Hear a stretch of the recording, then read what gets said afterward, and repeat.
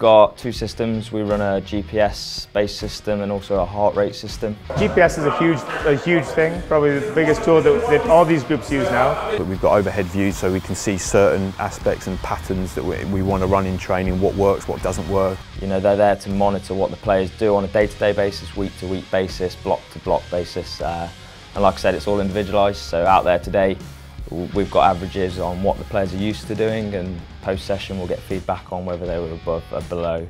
And it just allows us to tailor their weeks to be as similar as possible. You know, we found that if players are jumping up and around doing things they're not used to, that's when issues kind of occur.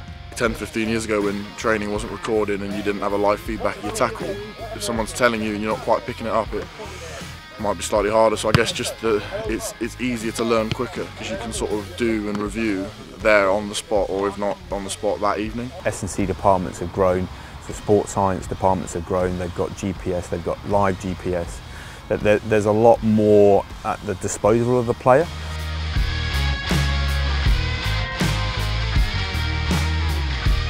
I think even with the data that we've got, I think your instincts are still important, and I think certainly at this club we tried to use the data, whether it's in the performance team or the rugby side of things, to back up your gut instincts or to tell you your gut instincts are probably wrong.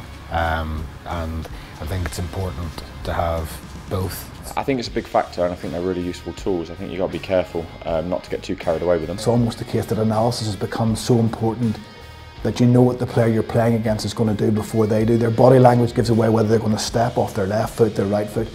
But sometimes, again, it's too easy to get really focused on what's happening. You can look at figures, you can look at stats of people, how quick they run, how many tackles they've made, but actually a lot of it is down to the coaches and actually having their own thoughts about what they think about players, and I think that will hopefully never go away.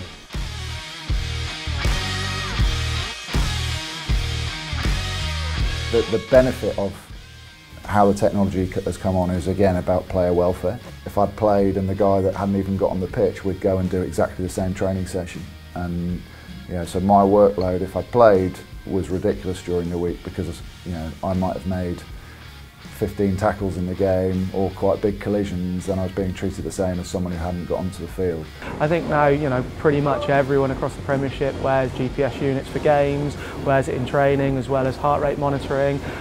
So the technology now used to try and quantify what those players are doing and then to drive their performance has increased over the last 3 or 4 years, and it's also now the data that we have on those players gives us a better ability to be pinpoint accurate in how we approach their loading, how we approach their strength, because once you understand the demands that those players are under, you can then more specifically condition them to be able to cope with those demands and flourish within those demands. And the players love the feedback, they love the competition, and you get accountability from it too. So that just helps drive on performance to a greater level than just giving subjective feedback on what something looked like. Actually having the number is probably where technology's had the biggest effect, I'd say.